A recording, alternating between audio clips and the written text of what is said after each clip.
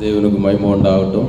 கூடி வந்திருக்கிற எல்லா தேவ பிள்ளைகளுக்கும் நம்முடைய ஆண்டவராகிய இயேசு கிறிஸ்துவின் நாமத்தினாலே, அதிலும் நம்முடைய கர்த்தரின் சேனை திருச்சபையின் சார்பிலே உங்களுக்கு மனமாற வாழ்த்துக்களை நன்றியை தெரிவித்துக் கொள்கிறோம்.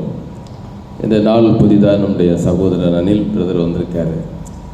அனில் பிரதர் சொல்லும்போது எனக்கு வீட்டு பேருக்கு ஆரம்பமும் அவர்கிட்ட தான் இருக்குது. அந்த பேர் என் வீட்டில் ஏன்னா செல்லமாக பாட்டி போட்ட பேர் அனி. ஊரில் அனின்னு சொன்னால் தான் தெரியும். அந்த ஆரம்பத்தில் தான் பிரதருக்கும் அனில் பேர் போட்டிருக்கேன். ஆகவே நீங்கள் எல்லாரும் அவரை பாராட்டினீங்க. நமக்கு புதுசாக வந்த பிரதரை, புதுசாக வந்த சகோதரங்களை இப்படி பாராட்டினா கொஞ்சம் அவ்வளோவா திருப்தியாக இல்லைன்னு நினைக்கிறேன். நம்ம இதுக்கு முன்னாடி ஒரு பாராட்டு கிளாப் கொடுத்தோம், ஞாபகம் இருக்கா உங்களுக்கு? 1 2 1 2 3 இல்லையா? அந்த மாதிரி கிளாப் பண்ணி அன்பு சகோதரில் நம்ம பாராட்டு தெரிவிப்போமா? 1 2 1 2 3 1 2 1 2 3 1 2 1 2 3 1 2 1 2 3 1 2 1 2 3. ஹல்லேலூயா. இப்போ யோசிக்கிறீங்க சண்டே கிளாஸ் போல் இருக்கு. பரவாயில்ல, ஏற்கனவே சொல்லியிருக்கேன், நான் சண்டே கிளாஸ் டீச்சர், அதனால் அந்த பாணியில் தான் போயிட்டே இருக்கும். ரைட். தேவனுக்கு மகிமை உண்டாகட்டும். எல்லாருக்கும் மீண்டும் ஒரு முறை கூட ஆண்டவராகிய இயேசு நாமத்தினால வாழ்த்துக்கள். இந்த நாளில் நம்ம ஒரு சின்ன ஒரு தலைப்பில் செய்தியை நம்ம கொடுக்க போகிறோம். சாதாரணமாக பள்ளிக்கூடத்தில் கடைசி பீரியடு வீட்டுக்கு போகிற நேரம், நானும் கடைசி பீரியடில் தான் நினைச்சிருந்தோமா, நம்ம ஆராதனை கடைசி நேரம், சீக்கிரத்தில் நம்ம காரியங்களை செய்யணும். லாஸ்ட் டைம் நம்ம கழிந்த மாதத்தில் ஒரு தலைப்பில் செய்தி கொடுத்தது யாருக்கு ஞாபகம் இருக்கா? என்ன தலைப்பில் செய்தி கொடுத்தோம்? மறந்துட்டீங்க இல்லையா? சரி, எச்சரிப்புங்கிற தலைப்பில் கழிந்த மாதம் ஒரு செய்தியை ஆண்டவர் தந்த ஞானத்தின்படி உங்களுக்கு சொன்னேன். சிலருக்கு அது பிரயோஜனமாக இருந்ததாக கேள்விப்பட்டதற்காக நான் கர்த்தரை ஸ்தோத்திரிக்கிறேன். அப்போ இன்றைக்கி அந்த எச்சரிப்போடு நீங்கள் பயந்து இருக்காமல் இன்னும் கொஞ்சம் ரிலாக்ஸ் இல்லையா, கொஞ்சம் ஃப்ரீயாக நம்ம ஒரு சின்ன தலைப்பில் நம்ம நினச்சி போகிறோம். நம்ம இன்றைக்கி வசனத்தை தியானிக்க போகிறோம். இம்மானுவேல் நம்மோடு கூட இருக்கிறார். புதிய பிரதர் இம்மானுவேல் நம்மோடு இருக்கார். அப்போ இம்மானுவேல் என்றால் என்ன அர்த்தம்? காட் வித் அஸ் இல்லையா? தேவன் நம்மோடு கூட இருக்கார். அப்போது பிரதர் வர்றதுக்கு முன்னாடி ஆண்டவர் நம்மோடு தான் இருக்கார். ஆனால் பக்கத்தில் சொல்கிறதுக்கு இம்மானுவேல் ஒரு ஆள் இருக்கிறதுனால நமக்கு அது வசதியாக போச்சு. அவரை மறந்துட்டாங்க கூட, ஒரு இம்மானுவேல் பிரதர் வந்திருக்காரு, இவர் மூலமாக ஆண்டவர் ஒரு ஆள் இருக்கிறாரு, அவரையும் நம்ம நினைக்கிறது வாய்ப்பார் இல்லையா? சரி, ரொம்ப சந்தோஷம். நம்ம இன்னும் நமக்கு இந்த இடத்தையெல்லாம் நிரம்பும்படி கர்த்தர் நமக்கு உதவி செய்வார். எத்தனை பேருக்கு விசுவாசம்? இப்படி தமிழில் தெளிவாக சொன்னபுறம் 1 4 சகோதரர்கள் ஒன்றும் அசையாமல் இருக்கிறார். அல்லேலூயா. இன்னும் ஒரு முறை கூட சில கிளாஸில் பிள்ளைகளை எவ்வளோதான் சத்தம் போட்டு டீச்சர் சொன்னாலும் கடைசி வரைக்கும் போய் சேராது தெரியுமா? அவனும் வேறு ஏதாவது கோணத்தில் இருந்துகிட்டே இருப்பான்.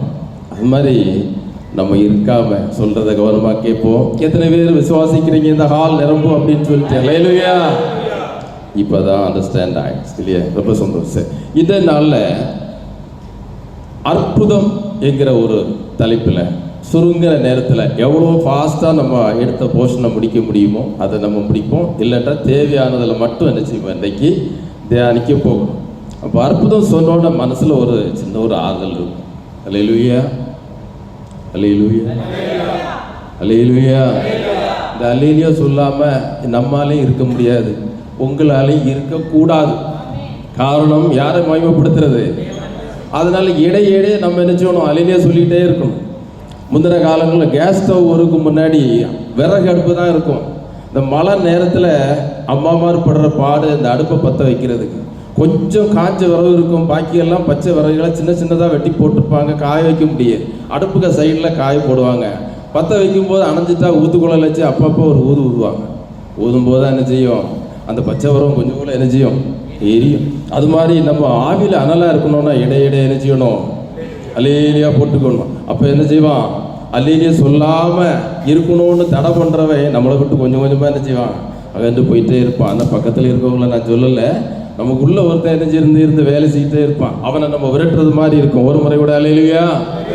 எல்லாரும் கரங்களை தட்டி ஆண்டவரை மகிமைப்படுத்துவோம். அல்லேலூயா. இந்த நாளில் 7 அற்புதங்கள், நிறைய அற்புதங்கள் இருக்கு. அற்புதம் சொன்ன உடனே நம்ம சண்டே கிளாஸில் முதல்ல சொல்லி கொடுத்தது உடனே ஞாபகம் வரும். எங்கே பழைய ஏற்பாட்டில் கானா ஊரில் ஒரு கல்யாண வீட்டில் தேவன் என்ன செய்தார்? தண்ணீரை திராட்சரசம் ஆக்கினார். அது ஒரு அற்புதம் அப்படின்னு முதல்ல நமக்கு சொல்லக்கூடியது அதுதான். ஆனால் நான் இன்றைக்கு சொல்றது 7 அற்புதங்கள் ஓய்வு நாளில் நடந்த அற்புதம் மட்டும். அல்லேலூயா, அல்லேலூயா. இந்த என்ன நாள் நமக்கு? அப்போ நமக்கு அற்புதம் நடக்கத்தானே செய்யும் இல்லையா? பக்கத்தில் இருக்கவங்களை பார்த்து சொல்லுங்க, அற்புதம் நடக்கும் பிரதர். சொல்லுங்க, அல்லேலூயா, அல்லேலூயா.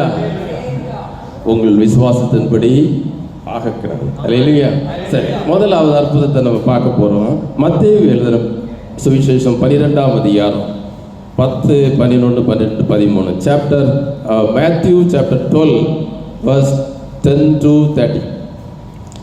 தூமின கையுடைய மனுஷன் ஒருவன் இருந்தான். அப்பொழுது அவர் மேல் குற்றச்சாட்டும்படி ஓய்வு நாளில் சொஸ்தமாக்குகிறது நியாயமா என்று கேட்டார்கள். அதற்கு அவர், உங்களில் எந்த மனுஷனாகிலும் ஒரு ஆடு இருந்து அது ஓய்வு நாளில் குழியிலே விழுந்தால் அதை பிடித்து தூக்கிவிட மாட்டானோ? ஆட்டை பார்க்கிறோம் மனுஷனானவன் எவ்வளவோ விசேஷித்திருக்கிறான். ஆதலால் ஓய்வு நாளில் நன்மை செய்வது நியாயம்தான் என்று சொன்னார். பின்பு அந்த மனுஷனை நோக்கி உன் கையை நீட்டு என்றார். அவன் நீட்டினான். அது மறு கையை போல் சொஸ்தமாயிற்று. நல்லா இருக்க கரங்களை வச்சு 2 கைதட்டு கொடுக்குமா? அல்லேலூயா. சூம்பின கையா இருந்தவனுக்கு நம்மள மாதிரி கைதட்ட முடியாது. அவன் சூம்பின கையோடு ஆண்டவர்கிட்ட வந்து நின்னா, ஆண்டவர் என்ன பண்ணாரு? அவனுடைய கரத்தை நீட்டு என்று சொல்லி அவன் நீட்டினா மறு கையை போல சொஸ்தமாக்கி விட்டுட்டான். அல்லேலூயா. நான் நினைக்கிறேன் 1.5 கையோடு வந்தான், போகும்போது 1/2 கை கூட கிடச்சி 2 கையை என்ன செய்கிறான்? போகிறான். இப்போ நீங்கள் 2 கையும் தடவி பாருங்கள், நமக்கு ஏதாவது குறை இருக்கா? நோ, இல்லையா? Everything is okay. ஆனால் நம்ம ஆராதனையில் கையடித்து பாடுறோமா என்ன? சில நேரத்தில் ரொம்ப யோசிக்கிறோம் இல்லையா? ப்ரெஸ்டீஜ் பார்க்குறோம் இல்லையா? இந்த சூம்பனை கையோட எவ்வளோ யோசிச்சுப்பான் இல்லையா? நான் நினைக்கிறேன் அவன் வெளியே போகும்போது ஒரு டர்க்கியை போட்டிருப்பான். எந்த கை சூம்பி இருக்கோ அந்த சைடில் டர்க்கியை போட்டு வெளியே தெரியாமல் நடந்துருப்போம். இதை நீங்கள் சிந்தனைக்கு நீங்கள் எடுக்கணும். நம்ம திடீர்னு 2 வீலரில் சைக்கிளில் தவறி கீழே விழுந்து காயப்பட்டால் முதல்ல அடிபடுறது கை தான் அடிபடும் இல்லையா? வைத்தியத்தை போ, அவர் கெட்டு போட்டு விடுவார். கொஞ்ச நாள் பேசாமல் வச்சுக்கோ கையேன்னு சொல்லி அனுப்பி விடுவார். நம்ம வெளியே எப்படி போகிறது அசிங்கமாக இருக்குமே சொல்லி ஒரு டர்க்கியை தூக்கி மேலே போகும் இல்லையா? இங்கே இவனுக்கு நிரந்தரமான ஒரு அந்த சூம்பின கையுடையதாக இருந்து பிறந்த நாளில் இருந்து. ஆனால் ஓய்வு நாளில் அவன் வந்தான். இயேசு அவனை பார்க்குறாரு. பார்த்த உடனே இவனுக்கு நம்ம என்ன செய்யணும்? இன்றைக்கு அற்புதம் செய்யணும். நீங்கள் எந்த நாளில் வந்திருக்கிறீங்க? இங்கே ஓய்வு நாளில் வந்து 7 நாள் உண்டு வாரத்தில். 7 நாளும் 7 அற்புதத்தை தான் நான் உங்களுக்கு சொல்ல போகிறேன். இன்னென்ன நாளில் நடந்ததுன்னு சொல்ல முடியாது. ஆனால் ஓய்வு நாளில் தான் நடந்தது. டேட் இல்லை, டே இருக்கு, ஓய்வு நாளில் நடந்தது. ஆனால் நீங்கள் ஓய்வு நாளை ஆசரிக்கணும், தவறாமல் வரணும். வந்தால் சூம்புன கையாக இருந்தா என்ன கஷ்டம் உங்களுக்கு இருந்தா என்ன, எல்லாத்தையும் ஆண்டோடைய சமூகத்தில் சத்தம் போட்டு சொல்லலாம். அதுக்குரிய இடம் தான் இது. யாரும் உங்களை தடை பண்ண மாட்டாங்க. இந்த காரியங்கள் ஆண்டோட்ட சொல்லும்போது அவரும் ஒருத்தர்கிட்டையும் சொல்லவே மாட்டார். நம்புகிறவங்க லேலியே சொல்லுங்க, லேலுயா. மனிதன்கிட்ட சொன்னால் ஜெபிக்கிறோன்னு சொன்னாலும் நான் என்னையும் சேர்த்து தான். திடீர்னு யாராவது காணும்போது அப்படியே கொஞ்சம் லீக் அவுட் பண்ணிடுவோம். அந்த பிரதர் இப்படி சொன்னார் பார்த்து. ஆனால் ஒருத்தர்கிட்டையும் சொல்லாத ஒரு ஆள் உண்டு நம்முடைய ஆண்டவர் ஐயா. அதனால அவர்கிட்ட நீங்கள் எதையும் தாராளமாக சொல்லுங்க. இங்கே இந்த சூம்பின கை உடையவனை ஆண்டவர் ஓய்வு நாள் பார்த்துன்னு செய்கிறாரு, சுகப்படுத்துறாரு. அங்கேயும் எதிர்ப்பு இருக்கு. எதிர்ப்பை பற்றி அவர் மைண்ட் பண்ணவே இல்லை. அவனுக்கு தேவை சுகம். ஆண்டவர் நினைத்தது இவனுக்கு ஒரு அற்புதத்தை செய்யும். அல்லேலூயா. உங்கள் குடும்பத்தில் யாராவது இந்த சிச்சுவேஷனில் இருந்தால் நீங்கள் இப்போவே மனசில் பிளான் பண்ண, ஆண்டவரே ஓய்வு நாள் அன்றைக்கு சூம்பின கையுடைய மனுஷனை நீரை சுகப்படுத்தியிருக்கிறேன். என் குடும்பத்தில் இப்படி ஒரு பிள்ளை இருக்கு, அந்த பிள்ளையை நீர் இந்த நேரத்தில் போய் என்ன செய்யணும்? சுகப்படுத்தணும் அப்படின்னு சொல்லி நீங்கள் எனக்கு மனதார ஜெபிக்கணும். சரி, 2வது ஒரு அற்புதத்துக்கு போவோம். லூக்கா 13ஆம் அதிகாரம் 11 to 13 வரை. லூக்கா சாப்டர் 13 11 to 30 வாசிங்க. லூக்கா 13ஆம் அதிகாரம். அப்பொழுது 18 வருஷமாய் பலவீனப்படுத்தும் ஆவியை கொண்ட ஒரு ஸ்திரீ அங்கே இருந்தார். அவள் எவ்வளவும் நிமிரக்கூடாத கூனியாய் இருந்தார். இயேசு அவளை கண்டு தம்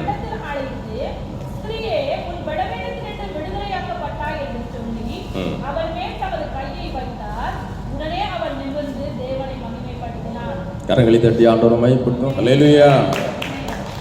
எத்தனை வருடம்? 18 வருடம். எல்லாரும் கவனிக்கணும். நீங்களும் பதில் சொல்லி நானும் கேள்வி கேட்டால் தான் உற்சாகமாக நிச்சயம் அதை ஓடிட்டு இருக்கும். அல்லேலூயா. இங்கே 18 வருடம் எள்ளல வேணும். எள்ளலோன்னா எள்ளு தெரியும் தானே உங்களுக்கு? கடுகு அளவில் தான் இருக்கும் எள்ளு. அந்த அளவு கூட நிமிர்ந்து நடக்க முடியாமல் கூனி குறுகி போய் மண்ணையே பார்த்துட்டு இருக்கக்கூடிய ஒரு அம்மா.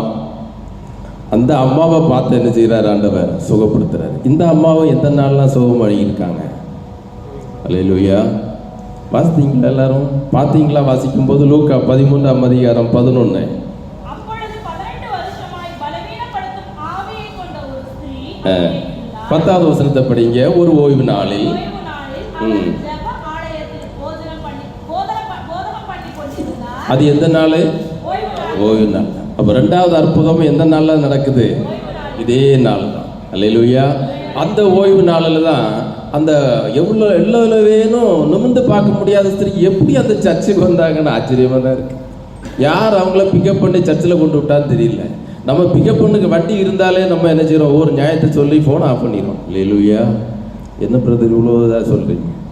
அப்படி நீங்கள் யாரும் செய்ய மாட்டீங்க, இனி செய்யவும் கூடாது. காரணம், முதல்ல ஒரு சூம்பனை கைகூடவே ஆலயத்துக்கு வந்து தான் சுகம் பெற்றான். நல்ல ஞாபகம் இருக்கணும்.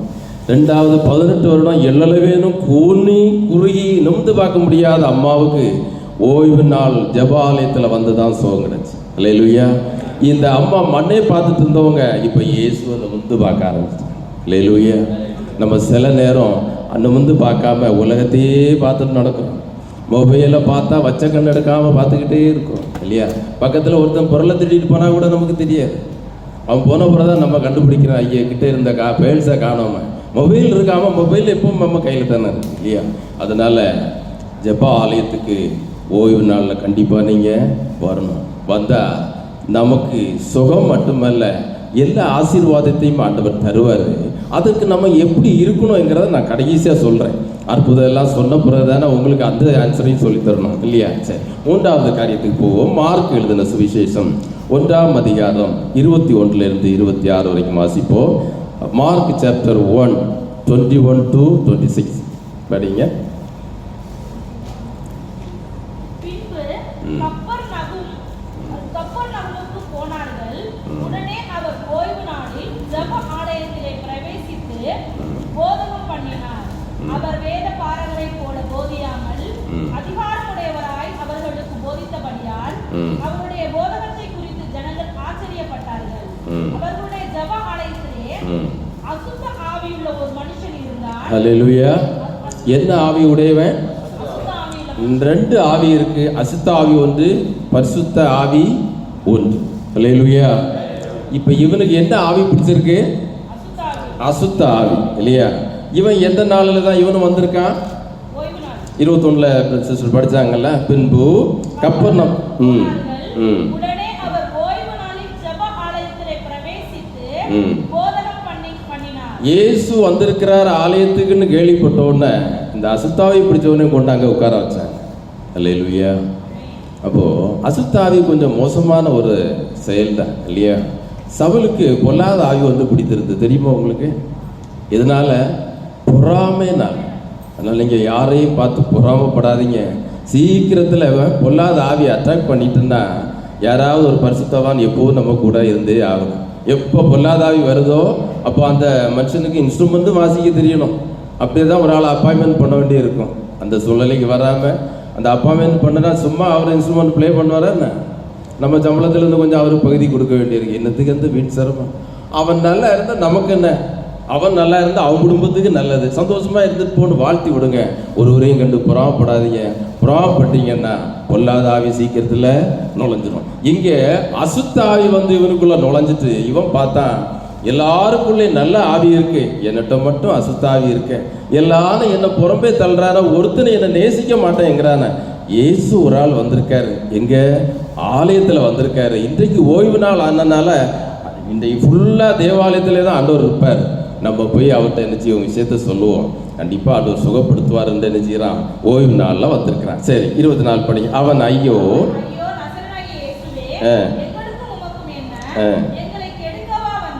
என்ன கேள்வி கேட்குறான் பாருங்க.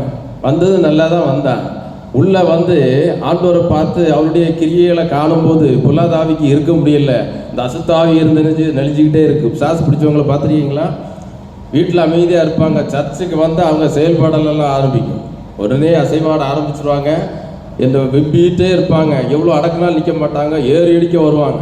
ஊழியர்கள் பரிசுத்தாவியை நிரம்பி சாச துரத்தி கிட்ட போகும்போது என்ன செய்யும், அது பின்வாங்கி ஓடிடும். அப்போ இங்கே இவனும் வந்து ஐயோ நசன்னா இயேசுவே எங்களுக்கும் உமக்கு என்ன? அப்போ எத்தனை பிசாசிகள் அந்த மனுஷனுக்கு உள்ளே இருந்திருக்கு. எனக்கும் உமக்கு என்னன்னா கேட்டால் ஒருத்தன் இருக்கான்னு அர்த்தம். எங்களுக்கும் உமக்கு என்னன்னு கேட்டால் நிறையவே உட்கார்ந்துருக்கான். வேறொரு மனிதனுக்கு இதே மாதிரி அசுத்தாய் பிடிச்சி, அவன் பேர் என்ன? லேகியோன். அவன்கிட்ட கேட்டால் பேர் லேகியோன்னு சொல்கிறான். அம்மா அப்பா போட்ட பேர் வேற, அதே சுத்தமாக மறந்துட்டான், சுத்தமாக மறக்க வச்சுட்டான் சாத்தான். இவன் லேகியோன்னு சொல்லும்போது அநேக பிசாசுகள் எங்களிடத்துல இருக்கு அங்கிறத அந்த ஒரு வார்த்தையினால வெளிப்படுத்துறான். இங்கேயும் சொல்றான், எதுக்கு என்கிட்ட வந்திரு, எங்களுக்கும் உங்களுக்கும் என்ன? அப்போ உண்மை இன்னார் என்று அறிவேன். சாசுக்கு தெய்வ மனுஷனை கரெக்டாக தெரியும். அல்லேலூயா. கொல்லாதவனையும் தெரியும், வீட்டுக்காரங்களையும் தெரியும். ஆனால் இந்த அசுத்தாய் வரும்போது வீட்டுக்காரவங்களை தெரியாத மாதிரி ஆக்ட் பண்ணுவான்.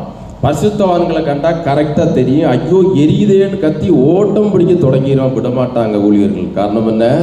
சாத்தானை கண்டா அற்பமாக நினைப்பாங்க ஊழியர்கள். நம்ம தான் சாத்தானை கண்டா பயந்து நடக்கிறோம். அல்லேலூயா, அல்லேலூயா. பயமாக தான் இருக்கும். அல்லேலூயா.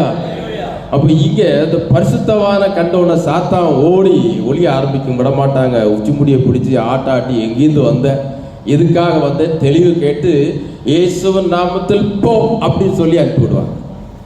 சீசர்கள் பார்த்து சொன்னாங்க, ஆண்டவரே நாங்கள் பிசாசை விரட்டுறோம், ஒன்றும் போக மாட்டேங்குத. ஆண்டவர் சொன்னார், இல்லை இல்லை, என் நாமத்தை சொல்லுங்கள், அவன் என்ன செய்வான்? ஓடிப்போ. இப்போ இயேசுவின் நாமத்தை சொல்லி பழகினாங்க, பிசாசெல்லாம் ஓட ஆரம்பிச்சது. இங்கேயும் இவர்கிட்ட இருந்த அந்த அசுத்த ஆவி என்ன நடக்கு பாருங்க. 25 படிக்க. அதற்கு இயேசு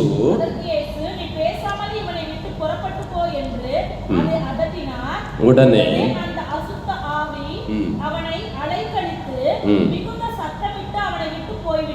அல்லேலூயா. ஒரே ஒரு வார்த்தை தான் சொன்னாரு,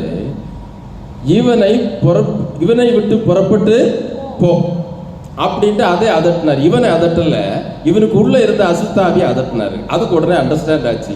அது என்ன செய்த உடனே அந்த அசுத்தாவி அவனை அலக்கழித்து தான் போச்சு. சாஸ் பிடிச்சவங்க பார்த்துருக்கீங்களா? கீழே விழுந்து உருண்டு அசிங்கமாக விழுந்து உருளுவாங்க.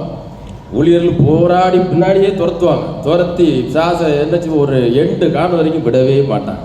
அது கடைசியாக இவனை அலக்கழித்து மிகுந்த சத்தம் விட்டுட்டு போய்விட்டான். இது எந்த நாள் நடந்தது? அல்லேலூயா, அல்லேலூயா, அல்லேலூயா. இந்த 3வது அற்புதமும் ஓய்வு நாள்லாம் நடந்தது. இப்போ 3 அற்புதத்தை நான் உங்கள்கிட்ட சொன்னேன். இந்த 3 அற்புதத்தில் ஏதாவது ஒரு சிச்சுவேஷன், ஏதாவது ஒரு அற்புதம் உங்கள் குடும்பத்தில் உங்களுக்கு தேவைன்னா நீங்கள் என்ன செய்யணும்? இதை மனதில் சொல்லிகிட்டே இருக்கணும். ஆண்டவரே, என் குடும்பத்தில் ஒரு அசுத்தாவி பிடிச்ச ஒரு அம்மா அல்லது ஒரு பையன், ஒரு பிள்ளை இருக்குது. அந்த பிள்ளைக்கு நீர் என்ன செய்யணும்? இன்றைக்கு ஓய்வு நாள் அல்லவா? அங்கேயும் ஓய்வு நாள் தான் இந்தியாவிலும். நிச்சயம் நீர் என்ன செய்யணும்? உதவி செய்யணும். இந்த வசனம் பொய் அல்ல, உண்மைங்கிறத நாங்கள் வாசித்து தியானித்தோம். இந்த மனிதனை விட்டு போன்னு சொன்னோன்னா போயிட்டு, இப்போ நீ அங்கே போய் ஒரு வார்த்தை என்ன செய்யணும்? சொல்லணும். சொன்னீங்கன்னா நிச்சயம் அற்புதம் நடக்கும். கரங்களை தட்டி ஆண்டவரை மைப்படுத்தும். அல்லேலூயா. அடுத்து பாருங்க, யோவான் 5ஆம் அதிகாரம் 5 to 5ஆம் வசனத்திலிருந்து 9ஆம் வசனம் வரைக்கும் 4வது அற்புதத்தை பார்க்கலாம். யோவான் சாப்டர் 5 verse 5 to 9. 38 வருஷம் வியாதியாய் கொண்டிருந்த ஒரு மனுஷன் அங்கே இருந்தான். படுத்திருந்த அவனை இயேசு கண்டு, அவன் வெகு காலமாய் வியாதியஸ்தன் என்று அறிந்து அவனை நோக்கி, சொஸ்தமாக வேண்டும் என்று விரும்புகிறாயா என்று கேட்டார். அதற்கு வியாதியஸ்தன், ஆண்டவரே, தண்ணீர் கலக்கப்படும் போது என்னை குளத்தில் கொண்டு போய் விடுகிறதற்கு ஒருவரும் இல்லை. நான் போகிறதுக்குள்ளே வேறொருவன் எனக்கு முந்தி இறங்கி விடுகிறான் என்றான். இயேசு அவனை நோக்கி, எழுந்திரு, உன் படுக்கையை எடுத்துக்கொண்டு நட என்றார். உடனே அந்த மனுஷன் சொஸ்தமாகி தன் படுக்கையை எடுத்துக்கொண்டு நடந்து போனான். அந்த நாள் ஓய்வு நாளாயிருந்தது. அந்த நாள் இந்த நாளே கரங்களை தட்டி ஆண்டவரை மைப்படுத்துமா. அல்லேலூயா.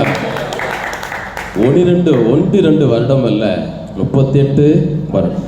இதுக்கு முன்னாடி 18 வருடம் உள்ள பூனி நிமிர்ந்து நடக்க முடியாத ஒரு ஸ்திரீயை பார்த்தோம். அதோட இப்போ சீனியர் ரைட்டர் யாரு? இந்த மனுஷன் 38 வருடம் அந்த பெதஸ்தா குளம் தான் அவருக்கு எல்லாமே இல்லையா? A to Z அங்கேயே தான் எல்லாத்தையும் பண்ணுறாரு. அந்த குளத்தை பற்றி எல்லா டீட்டெயிலும் தெரிஞ்சு வச்சுருப்பாரு. ஒருத்தனை பேர் தெரியாட்டாலும் வழக்கமாக வந்து போகிறவனெல்லாம் முகப்பாவனே பார்த்து வச்சுருப்பாரு. ஆனால் இவருக்கு ஒன்று செய்ய முடியல. முதல்ல அந்த குளத்தில் இறங்க முடியல. காரணம், ஒருத்தனும் உதவி செய்வார்ல. அப்படி லாஸ்ட்டாக உதவி செய்தாலும் முதல்ல போனவனுக்கு தான் தூதம் கலக்கின உடனே சுகம் கிடைக்குது. அப்போ இவருக்கு இம்பாசிபிள், ஒரு நாளும் அது நடத்த முடியல, சுகம் பெற முடியல. அப்படி இருக்கிற நேரத்தில் தான் அந்த சிச்சுவேஷனை இயேசு பார்க்குறாரு. அந்த வழியை வரும்போது ஓய்வு நாள் ஆலயத்துக்கு போகும்போது அந்த வழியை வராரு. இந்த குளத்தங்கரையில் படுத்திருக்கிறவரை பார்த்துருப்பார். அவன் பார்த்தோன்னு அவனுக்கு எவ்வளோ சந்தோஷம் இருக்கும். அவனை பார்த்து கேட்குறாரு, உனக்கு இவனா சொல்லியிருக்கணும், அவருக்கு தெரியாமலாம் இருக்குமா என்ன? உடனே இவன் சொல்கிறான், ஆண்டவரே நான் இறங்குக்கு முன்னே வேற ஒருத்தர் என்ன செய்கிறான், இறங்க போயிடுறான். அப்போ அவன் சுகம் கிடைக்குது, எனக்கு சுகம் கிடைக்கல. அப்போ உடனே அந்த வசனம், அந்த பகுதியை படிங்க பார்க்கலாம். அந்த 5ஆம் அதிகாரத்தில் லாஸ்ட்ல 6ஆம் வசனத்தில் அவர் சொல்றாரு, அவனை நோக்கி அது கேட்ட கேள்விக்கு இவன்ட பதில் இல்லை. அவன் என்ன சொல்றான், ஆண்டவரே தண்ணீர் கலக்கப்படும் போது என்னை குளத்தில் கொண்டு போய் விடுகிறதற்கு ஒருவரும் இல்லை, நான் போகிறதுக்கு முன்னே வேறொரு எனக்கு முந்தி இறங்கி விடுகிறான் என்றான். அவனுடைய முடியாமைய சொல்றான். ஒரே வார்த்தையில முடிச்சிருக்கலாம். உனக்கு சுகம் வேணுமான்னு கேட்டால் ஆமான்னு சொல்லியிருக்கணும், அதை சொல்லலை. அவனுடைய சிச்சுவேஷனை புரிய வச்சோன்னு ஆண்டவருக்கு புரிஞ்சுது. உடனே சொன்னார், நீ இனி குளத்தில் போக வேண்டாம், எழுந்துருன்னாரு. உடனே எழுந்தான். உடனே சொன்னார், இந்த படுக்கையை போட்டுட்டு போகாத, இன்னொருத்தன் வந்து பிடிச்சிக்கிடுவான் அந்த இடத்த. இப்போ நம்முடைய அக்காமடேஷனில் விசாவும் இல்லை, ஐடியும் முடிஞ்சு ஒன்றும் இல்லாதவங்க நம்ம கேம்புக்குள்ளே இருப்பாங்க. ரூம்லேயே இடம் கிடையாது. வேஸ்ட்டில் கொண்டு போடுற அந்த பிளாங்கெட்டு, அந்த மெத்தை தூக்கி பத்திரமா வச்சு விடுப்பாங்க. நைட்டில் எல்லாரும் தூங்கும்போது அந்த நடைபாதையில் போட்டு அழகாக படுத்துருவாங்க. காலைல 5:30 மணிக்கு முன்னாடி எழுந்துருவாங்க இல்லையா? காரணம் என்ன?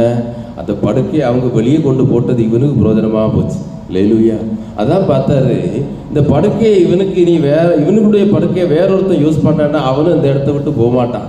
அதனால படுக்கையை எடுத்துட்டு கொண்டு போட்ட நீ தானே எடுத்துட்டு போ. அப்போ எடுத்துட்டு போகக்கூடிய அளவுக்கு ஆண்டவர் பலன் கொடுத்துருக்காருன்னா அவன் முற்றிலும் சுகமாயிட்டான்னு அர்த்தம். அல்லேலூயா. இது எந்த நாள் நடந்தது? ஓய்வு நாளில். கரங்களை தட்டி ஆண்டவர் மைப்படுத்துமா? அல்லேலூயா. இப்போ நீங்கள் யோசிக்கிறீங்க, பிரதர் என் வீட்டில் என் குடும்பத்தில் இத்தனை நாள் வாதமாக ஸ்ட்ரோக்காக படுத்திருக்காங்க, இயேசு சுகம் தருவாரா? 38 வருஷத்துக்கு எவ்வளோ தூரம் இருக்கு இல்லையா? ஒரு வருஷத்துக்கு 12 மாதம், 365 நாள். இப்போ நமக்கு 2 நாள் காய்ச்சலில் படுக்கவே முடியலை. எப்படியாவது எந்திக்கணும்னு ட்ரை பண்ணி மெடிசனெல்லாம் எடுக்கிறோம். ஆனால் 38 வருஷம் இவனுக்கு யார் ஹெல்ப் பண்ண, யார் மெடிசன் கொடுத்தா, யார் ஃபஸ்ட் எய்ட் பண்ணா? ஒருத்தரும் இல்லை இல்லையா? எல்லாம் அவனே சகித்து கொண்டிருந்தான். இயேசு இவைகளை பொறுமையாக பார்த்துட்டு அவரே வந்து இவனுக்கு சுகத்தை கொடுத்தார். அல்லேலூயா. உங்கள் குடும்பத்திலே அந்த அற்புதத்தை செய்வார். அல்லேலூயா. அடுத்தது பார்க்கலாம். யோவான் 9ஆம் அதிகாரம் 1ஆம் வசனத்திலிருந்து 14ஆம் வசனம் வரைக்கும் வாசிக்க போகிறோம். 5வது அற்புதம், யோவான் சாப்டர் 9 1 to 14. சீக்கிரமாக படிப்போம்.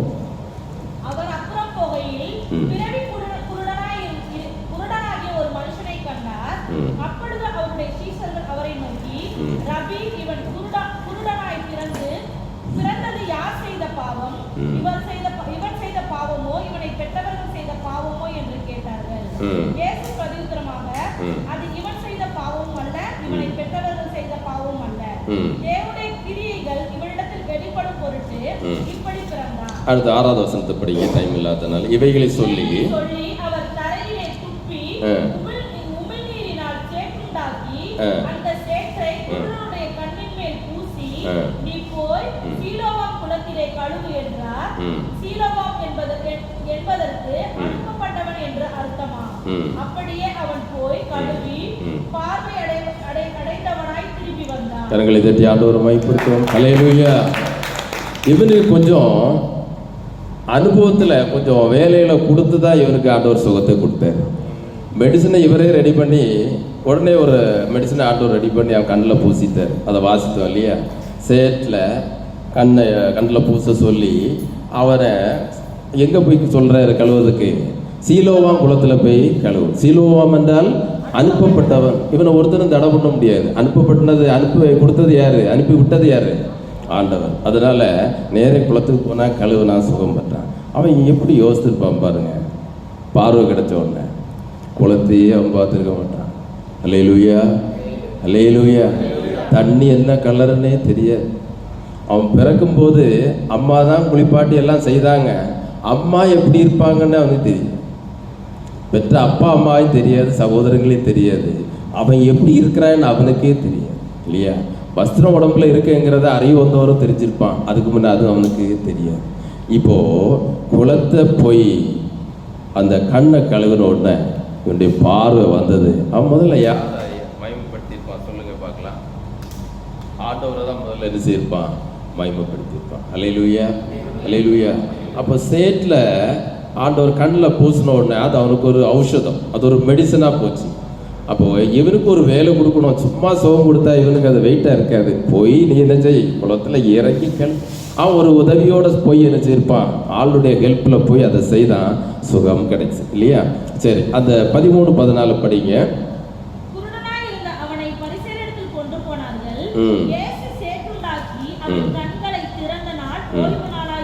இது எந்த நாளாக இருந்தது? 5 அற்புதத்தை பார்த்தோம். 5 இன்றைக்கு தான் நடந்து, ஓய்வு நாளாக நடந்து. இந்த அற்புதம் உங்கள் வீட்டில் உங்கள் குடும்பத்தில் யாருக்காவது தேவைப்பட்டா இப்போ மனசில் வச்சு ஆண்டவர்கிட்ட சொல்லலாம். ஆண்டவரே, கண்ணு தெரியாத ஒரு அம்மா வீட்டில் இருக்காங்க, கண்ணு தெரியாத ஒரு ஐயா இருக்கார், பிறந்த பிள்ளைக்கே கண்ணு தெரியாமல் இருக்க. ஆண்டவரே, இந்த பிள்ளைக்கு நீ என்ன செய்யணும்? அற்புதத்தை செய்யணும். நமக்கு சீலோவாம் என்கிற குளம் நம்ம ஊரில் இல்லை, ஆனால் வேறு குளங்கள் இருக்கு. குளத்துக்கு போகாமலே சுகம் கிடைக்கிறதுக்கு ஆண்டவரால் முடியும் இல்லையா? மருத்துவர்கிட்ட கொண்டு போகாமலே சுகம் கிடைக்கிறதுக்கு ஆண்டவரால் முடியும். நீங்கள் மனதில் இப்போ என்ன செய்யணும்? அறிக்கையிட்டு ஜெபிக்கணும். சரி, அடுத்து 6வது அற்புதத்துக்கு போகலாம். லூக்கா 14ஆம் அதிகாரம் 1 முதல் 4. லூக்கா சாப்டர் 14 1-4. சீக்கிரமாக வாசிங்க.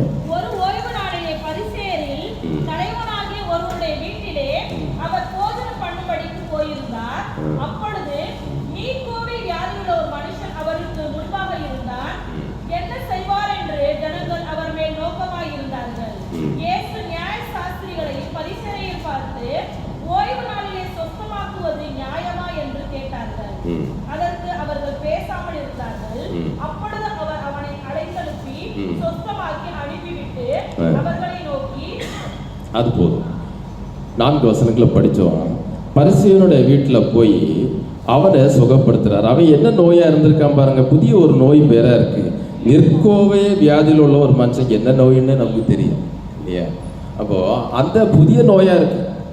இப்போது லேட்டஸ்டான நோய்கள் நிறைய பேர் சொல்கிறாங்க இல்லையா? முன்னாடி சின்ன ஒரு கட்டி கலலை இருந்தால் அது நீர் கட்டி, தலை நீர் அப்படின்னு சொல்லுவாங்க. பிறகு தான் சொன்னாங்க, இது சாதாரண கட்டி இல்லை, கேன்சர் கட்டி இல்லையா? அந்த சொல்லி எடுத்து அவங்க செக் பண்ணும்போது தெரியுது இது என்னது? கேன்சர். முன்னே இதுக்கு பேரே தெரியாது. அப்போ இங்கேயும் புதிய பேரில் உள்ள ஒரு நோய் இந்த மனுஷனுக்கு, அந்த வீட்டாருக்கு ஒரு ஆளுக்கு இருந்திருக்கு. அதை ஆண்டவர் என்ன சொல்லியிருக்கிறாரு?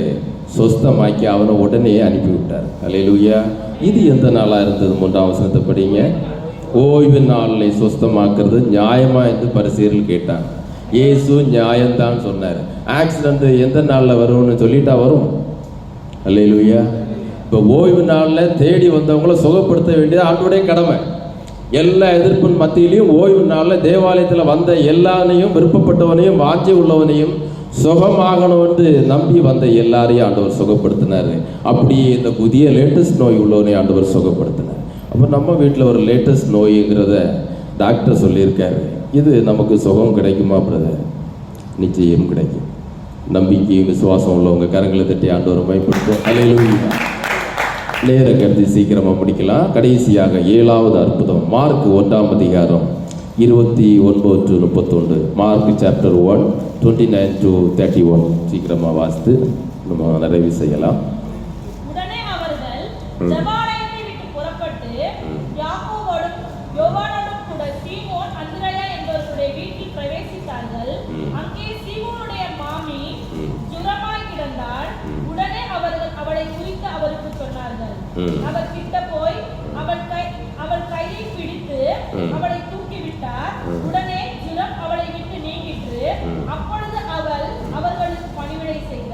அல்லேலூயா, அல்லேலூயா. இது வரைக்கும் உள்ள அற்புதம் ஓகே பிரதர். இந்த பேதுருவுடைய மாமிக்கு ஜுரம் வந்ததுக்கு நமக்கு என்ன வந்து போச்சு? அல்லேலூயா. அநேக ஃபேமிலியில் நம்ம பெண் எடுத்த அந்த அம்மாவுடைய அப்பா அம்மாவை ரொம்ப ரொம்ப நம்ம என்ன செய்யறதில்ல, நேசிக்கிறதில்ல. ஆரம்பத்தில் அந்த விருந்து ஓம்பல் நேரத்தில் ரொம்ப நேசிப்போம், ஏன்னா நல்லா கவனிப்பாங்க நம்மளை இல்லையா. அந்த விருந்தோடு முடிச்சிடும். அப்புறம் என்ன, நம்ம கேட்டு பக்கத்தில் ஒய்ஃபை கொண்டு இறக்கி விட்டு வந்துடுவோம். கேட்டால் பயங்கர பிஸி இல்லையா, இறக்கி விட்டு வந்துடும். ஆரம்பத்தில் அங்கேயே போய் தங்கியிருப்போம். எப்படா ஆம்லேட் ரெடி ஆகும், எப்போ சாப்பாடு போடுவாங்க, மணக்க சாப்பாடு தருவாங்க, சாப்பிடுவோம். பிறகு வெறுப்பாய் போகும். அப்போது அந்த மாமிக்கு வேண்டு ஒருத்தரும் ஜோம் பண்ண மாட்டாங்க, தெரியுமா உங்களுக்கு? ஆனால் நம்ம அப்பா அம்மா சுகம் இல்லைன்னா உடனே வேதனைப்பட்டு ஜோம் பண்ணுவோம். அதே போல தானே நம்ம மனைவியுடைய அப்பா அம்மாவும் இல்லையா. அவங்களெல்லாம் இரும்புலையா உண்டாக்கி வச்சிருக்கு இல்லை. ஆனால் அவங்களுக்காக ஜெபிக்கணும். இங்கே பேதுருடைய மாமி ஜுரமாக படுத்திருக்காங்க. இயேசு அங்கே வந்த உடனே பேதுருவும் சொல்லலை. ஆனால் பார்த்த உடனே இவருக்கு புரிஞ்சுது, இது யாருடைய மாமி? பேதுருடைய மாமி. இவங்க ஏன் படுத்திருக்கணும்? எல்லாரும் சந்தோஷமாக இருக்காங்க. ஜுரத்தை பற்றி இவங்க கவலைப்படுறாங்க. அப்போது இவங்களுக்கு ஒரு சுகத்தை கொடுக்கலாமா? கையை பிடிச்சி எழுப்பி விட்டார். வேற ஒன்றும் மெடிசன் ஒன்றும் கொடுக்கல. கையை பிடிச்சி எழுப்பி விட்டோன்னு அந்த வல்லமை அந்த அம்மாவுடைய கையில் பகிர்ந்துச்சு. சரீரம் மட்டும் ஒரு ஷாக் ஆகிருக்கும். காய்ச்சல்லாம் எங்கே போச்சுன்னே தெரியல. அல்லேலூயா, அல்லேலூயா. இப்போ இந்த மாமிக்கு சுகம் கிடைச்சிது. அவர்கள் அவளை குறித்து அவருக்கு சொன்னார்கள். கிட்ட போய் கையை பிடித்து அவளை தூக்கி விட்டார். உடனே ஜுரம் அவளை விட்டு நீக்கிட்டு அப்பொழுது அவள் அவர்களுக்கு பணிவிடை செய்தாள். அப்போது சுகம் இல்லாமல் இருக்கிறதுனால தான் பணிவிடை வீட்டில் செய்ய முடியதில்லைங்கிறத அநேகர் புரிந்து கொள்வதில்லை. நம்ம மனைவிக்கு என்ன கஷ்டம் இருக்கு, ஏன் காலையில் எழுந்திரிச்சு டீ போடலைங்கிறதெல்லாம் சிந்திக்க மாட்டாங்க. நம்ம காரியத்தை கரெக்டாக அவங்க செய்து கொடுக்கணும். அவங்க உடல்நிலை பற்றி கவலை இல்லை. இங்கே அந்த அம்மாவுடைய உடல்நிலை பற்றி கவலைப்பட்டது யாரு? ஆண்டவராகிய இயேசு. நான் நினைக்கிறேன் அடிக்கடி போகும்போது இந்த அம்மா ஜூஸ் கொடுத்துருப்பாங்க, டீ போட்டு கொடுத்துருப்பாங்க. இப்போ இயேசு போகும்போது எந்திக்க முடியாமல் கிடக்கும்போது அவருக்கு ஒரு அனிதாபம் வந்திருக்கும். பேதுரு கூட அது அனிதாபம் வரல. ஆண்டவருக்கு வந்து அந்த அம்மாவுடைய ஜுரத்தை சுகப்படுத்தினார். அல்லேலூயா. நம்ம வீட்டிலேயே தீராமல் காய்ச்சல் இருக்கும் இல்லையா, டைஃபாய்டு இருக்கலாம், தீராத காய்ச்சல் இருக்கும். இதிலேருந்து ஆண்டவர் நமக்கு சுகம் தரணுமா இருந்தால் எந்த நாள் தான் இந்த சுகம் கிடச்சிருக்கு? இங்கேயும் ஓய்வு நாள் தான் கிடச்சிருக்கு. இப்போ 7 அற்புதங்களை சொன்னேன். 7 அற்புதமும் என்றைக்கு தான் நடந்தது? அப்போ நீங்கள் ஓய்வு நாளில் ரொம்ப முக்கியம் கொடுக்கணும் இல்லையா. அப்படித்தான் பழைய ஏற்பாடு காலத்தில் அந்த இஸ்ரவேல் ஜனங்களுக்கு யாத்ராம புஸ்தகத்தில் ஒரு கட்டளை கொடுத்தாரு, 10 கட்டளை. அதில் ஒரு கட்டளை என்னன்னா, ஓய்வு நாளை பரிசுத்தமாக ஆசரிக்க நினைப்பாயாக. என்ன பிரதரா எங்கே இருக்குன்னு நினைக்கிறீங்களா? அந்த ஒரு வசனத்தை நம்ம வாசிக்கலாம். யாத்ராகம புஸ்தகம் 20ஆம் அதிகாரம் 8ஆம் வசனத்தை எடுங்க பார்ப்போம். யாத்ராகமம் 20:8. இதோட நம்ம நிறைவு செய்யலாம். ஓய்வு நாளை பரிசுத்தமாய் ஆசரிக்க நினைப்பாயாக. 13 படிங்க. 6 நாளும் நீ வேலை செய்து கிரியைகளை எல்லாம் நடப்பிப்பாயாக. 7ஆம் நாளிலே தேவனாகிய கர்த்தருடைய ஓய்வு நாள். அதிலே ஞாயிறானாலும் குமாரனானாலும் உன் குமாரத்தி ஆனாலும் உன் வேலைக்காரனானாலும் உன் வேலைக்காரி ஆனாலும் உன் மிருக ஜீவனானாலும் உன் வாசல்களில் இருக்கிற அந்நியனானாலும் யாதொரு வேலையும் செய்ய வேண்டாம். கர்த்தர் 6 நாளைக்குள்ளே வானத்தையும் பூமியும் சமுத்திரத்தையும் அவைகளில் உள்ள எல்லாவற்றையும் உண்டாக்கினார். 7ஆம் நாளிலே ஓய்ந்திருந்தார். ஆகையால் கர்த்தர் ஓய்வு நாளை ஆசீர்வதித்து அதை பரிசுத்தமாக்கினார். உன் தேவனாகிய கர்த்தர் உனக்கு கொடுக்கிற தேசத்திலே உன் நாட்கள் நீடித்திருப்பதற்கு உன் தகப்பனையும் தாயும் கனம் பண்ணுவாயா. 11ஆம் வசனத்துல தான் இருக்கு இந்த சம்பவத்தை வாசித்தோம் இல்லையா. இதுல பழைய ஏற்பாடுல எக்ஸோடஸ் சாப்டர் 28-10 இல்லையா. இதுல 6 நாளும் ஆண்டவர் என்ன செய்தார்? எல்லாவற்றையும் படைத்தார். 7ஆம் நாள் ஓய்வு நாள். அந்த நாளில் எந்த வேலையும் செய்யக்கூடாது. ஆலயத்துக்கு வரணும், ஆண்டவரை மயப்படுத்தணும், பரிசுத்தமா ஆசரிக்கணும். அப்படி ஆசரிக்க வரும்போது அற்புதம் நடக்கும். அல்லேலூயா, அல்லேலூயா. அப்போ நீங்கள் நினைக்கிறீங்க பழைய ஏற்பாட்டின் காலத்தில் இஸ்ரவேல் ஜனங்களுக்கு சொன்னதான பிரதர், நமக்கும் சேர்த்து தான் சொன்னேன். அல்லேலூயா. ஒரு நாளும் ஒரு நேரமும் இந்த ஓய்வு நாளுங்கிறத வரும்போது உடனே நம்ம நினைவு கூற வேண்டியது, இது யாருடைய நாள்? ஆண்டோடைய நாள். நான் ஒரு வேலையும் செய்ய போகக்கூடாது. லீவ் இருந்துச்சுன்னா உடனே நம்ம ஆலயத்துக்கு ரெடி ஆகணும். அல்லேலூயா. காரணம், ஆலயத்தில் வந்த இந்த 7 பேருக்கும் ஆண்டவர் சுகத்தை கொடுத்த அந்த நாள் ஓய்வு நாள். அல்லேலூயா. உங்களுக்கு அற்புதம் வேணுமா இருந்தால் ஆண்டவர் ஆராதிக்கிறதுக்கு கண்டிப்பாக வரணும். சரி பிரதர், இவங்களுக்கெல்லாம் ஆண்டவர் அற்புதம் செய்திருக்காரு, எனக்கு அற்புதம் நடக்கணும்னா நான் என்ன செய்யணும்? யோவான் 1ஆம் அதிகாரம் 12ஆம் வசனம். அதற்கு நீங்கள் தகுதியாக இருந்தால் இந்த கடைசி ஜெபத்தில் நீங்கள் உருக்கமாக ஜெபம் பண்ணும்போது எந்த அற்புதம் வேணுமோ அந்த அற்புதத்தை ஆண்டவர் கண்டிப்பாக செய்வார். யோவான் 1 chapter 1, John chapter 1 verse 12. சரிங்க. அவருடைய நாமத்தின் மேல் விசுவாசம் உள்ளவர்களாய் அவரை ஏற்றுக்கொண்டவர்கள் எத்தனை பேர்களோ அத்தனை பேர்களும் தேவனுடைய பிள்ளைகளாகும்படி அவர்களுக்கு அதிகாரம் கொடுத்தார். அல்லேலூயா. யாருடைய பிள்ளைகளா இருக்கணும்? தேவனுடைய பிள்ளைகள். யாராவது ஆண்டோடைய பிள்ளை ஆகாமல் இருக்கிறீங்களா? எல்லாரும் ஆண்டோடைய பிள்ளை தானே இல்லையா? அப்போ நமக்கு சுதந்திரம் இருக்கிறது, உரிமை இருக்கிறது ஆண்டோட்ட கேட்கறது இல்லையா? எல்லாரும் எழும்புவோமா?